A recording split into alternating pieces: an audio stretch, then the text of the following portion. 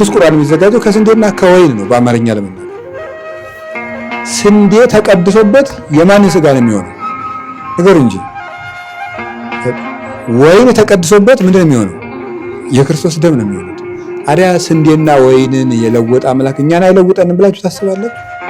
ቅዳሴ የመለወጥ ኃይል ያለው ነው። ቅዳሴ ይለውጣል።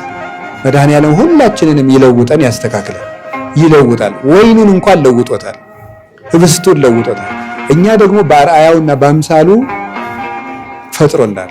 በፍጹም የሚያስቀድስ ሰው ሳይለወጥ አይቀርም። በአንድ ጊዜ ደግሞ ቢለውጠንሳ ለሰው አናዝን፣ ትዕቢተኞች እንሆናለን። ስለዚህ በራሳችን ጥረን ግረን ተጋድለን ከክፉ ምኞቶቻችን እንድንላቀቅ ለራሳችን ይተወናል።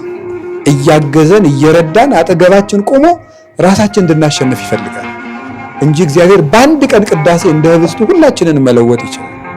ግን እርግጠኛ ሆኜ የምነግራችሁ ቅዳሴ ይለውጣል። ቅዳሴ ይለውጣል።